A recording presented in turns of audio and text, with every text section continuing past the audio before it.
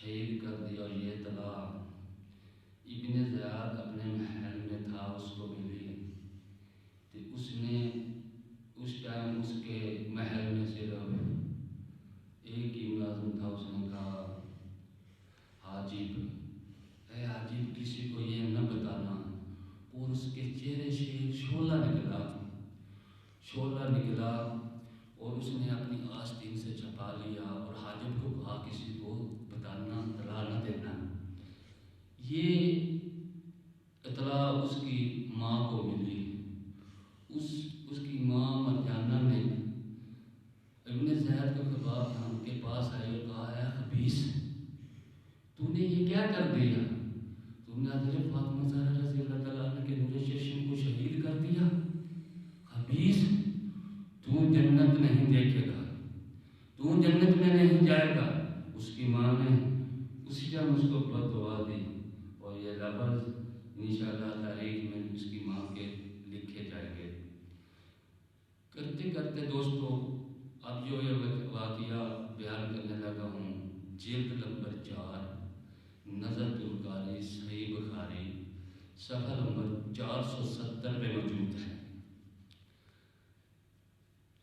یزید اپنے ظالمانہ اپنے بعد موت کو پہنچا. اس نے اپنی بیماری میں اپنے بیٹے معاویہ بن یزید کو ولی عہد بنا دیا تھا. تقریباً وہ زیادہ سے زیادہ 4 مہینے حکومت کی اور وہ 4 مہینوں میں ایک دن بھی اندر سے باہر نہیں آیا کیونکہ وہ معذور اور بیمار تھا. کہتے ہیں کہ وہ بہت نیک انسان تھا. معاویہ بن یزید یعنی کہ یزید کا بیٹا، اس کا سب دیکھ بھال کی اس کا جو وزیر تھا ضحاک بن قیس وہ کیا کرتا تھا. اس نے اپنے حکومت کے دوران کسی کو ولی عہد نہیں بنایا اور وہ دنیا سے کوچ کر گیا. اسی اثناء میں کئی بندے حکومت کی لالچ میں تلے ہوئے تھے. حجاز میں حضرت عبداللہ بن زبیر رضی اللہ تعالیٰ عنہ خفیہ بیعت کر رہا تھا. وہ ایک کونگو میں وکھرا بیعت کر رہا تھا اور مروان بھی حکومت کا طلبگار تھا. جب سب نے یہ دیکھا تو مروان نے دمشق جا کے بیعت لینی شروع کر دی اور مروان وہاں کا حاکم بن گیا. اور حجاز نے عبداللہ بن زبیر رضی اللہ تعالیٰ عنہ پورا حکومت لے لی. اس نے حاکم بن گیا اور کوفہ اور بصرہ میں ابن زیاد نے بیعت لے کر حکومت اپنی قائم کر لی. کوفہ اور بصرہ والوں نے وقتی طور پر ابن زیاد کی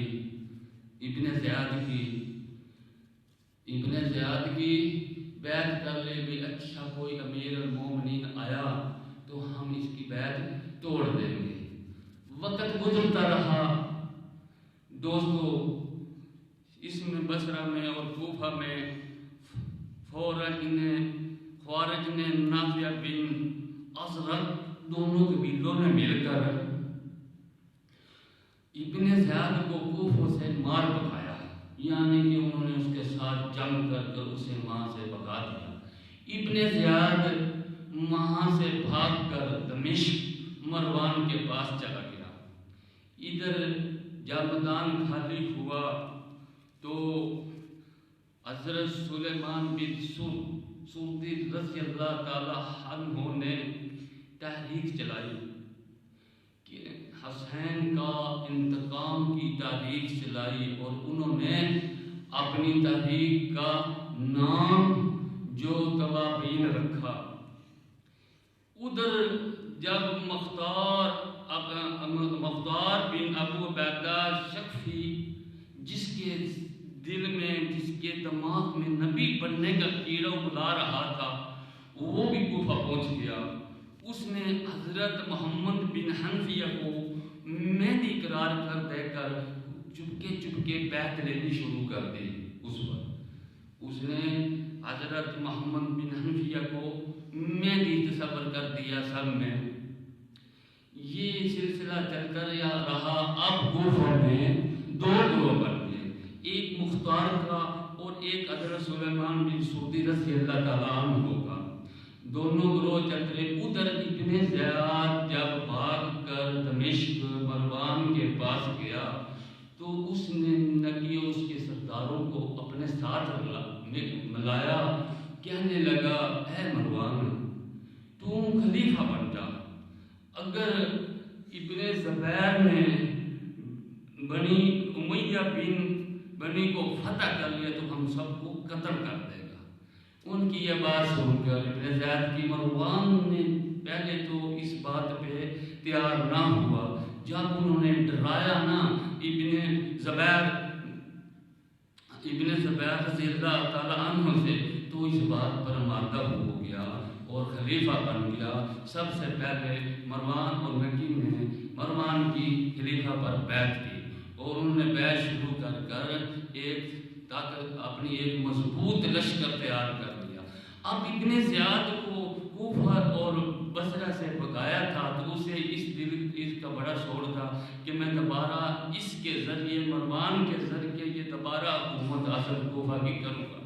ادھر حضرت سلیمان بن سعودی رضی اللہ تعالیٰ عنہ اپنی تحریک کو, حسین کا انتقام تحریک کو چلا رہے تھے. انہوں نے ایک لشکر تیار کر لیا. جب ابن زیاد کو پتہ چلا نا کہ حضرت سلیمان بن سعودی رضی اللہ تعالیٰ نے لشکر تیار کر کے وہ حملہ کرے گا ہم پہ, انہوں نے ایک بہت بڑا لشکر دیا. ابن زیاد نے مروان نے اور سب سرداروں کو ساتھ کیا اور لشکر کے ساتھ ان کو کوفہ کی طرف روانہ کر دیا.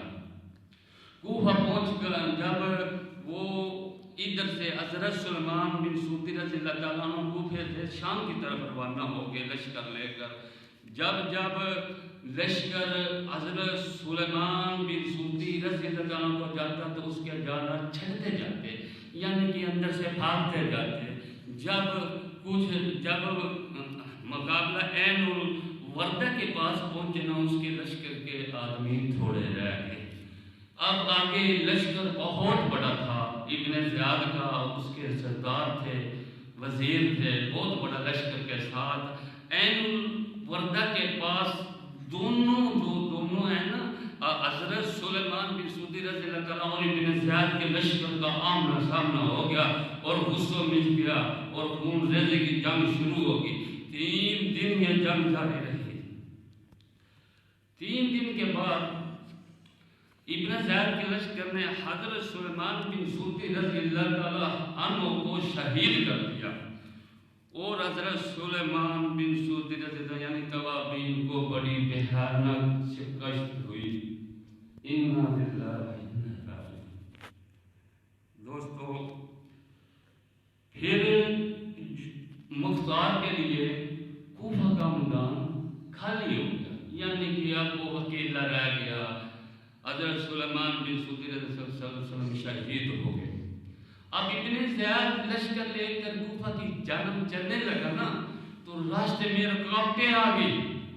راستے میں رکاوٹیں دیکھ کر اس نے وہیں ڈیرا ڈال دیا. اس کے لشکر نے عین الوردہ کے پاس اس نے ڈاک ماری. ادھر مختار نے جو حضرت محمد بن حنفیہ کو مہدی بنا کر بیعت لی تھی, اس نے اپنی چلاکیوں اور مکاریوں کے ذریعے سارے کوفہ بصرہ کو اپنے ساتھ میں ایک رام پر جوڑے.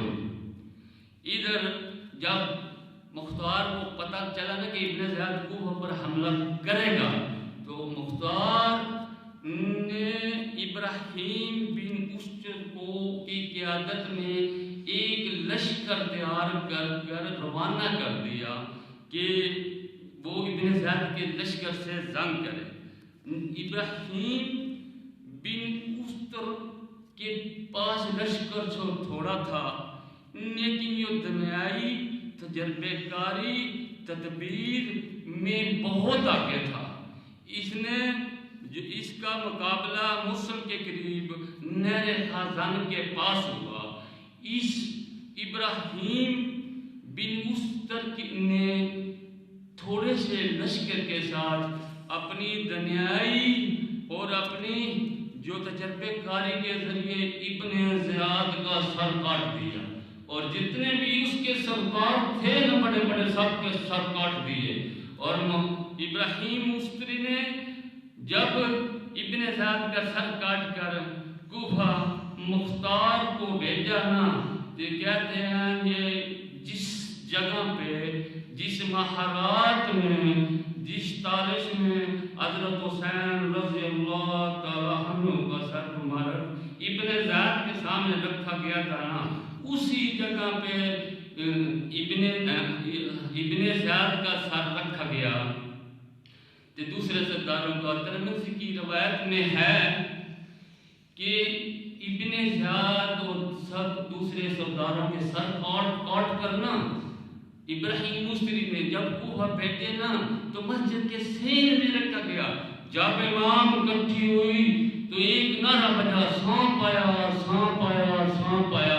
کہتے ہیں سروں سے کراس کرتا ہوا ایک سانپ آتا اور ابن زیاد کی کھوپڑی میں ناک کے ذریعے گھس جاتا، پھر نکلتا، پھر آتا، پھر گھس جاتا۔ یہ سلسلہ 2 یا 3 بار ہوا، یہ ترمذی میں ہے۔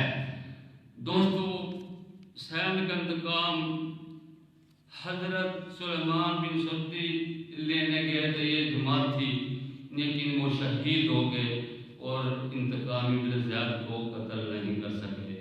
پھر مختار نے جب ابراہیم مستری کو لشکر دے کر بھیجا نا، یہ اپنی حکومت بچانے کے لیے انہوں نے لشکر بھیجا، ابراہیم مستری اپنی دنیائی کی وجہ سے کامیاب ہو کر اس نے ابن زیاد اور سب سرداروں کے سر کاٹ دیے، اور شامیوں کو ایک بھیانک شکست ہوئی، ابن زیاد کے لشکر کو ایک بھیانک شکست ہوئی۔ یہ تھا واقعہ میرے دوستوں جنہوں نے حضرت حسین رضی اللہ تعالیٰ عنہ کا شہدائے کربلا کا ایک انتقام لیا اور ابن زیاد اور اس کے بڑے سرداروں ساتھی سب کا سر کاٹ کر جہنم وصل کر دیا۔ السلام علیکم ورحمۃ اللہ وبرکاتہ۔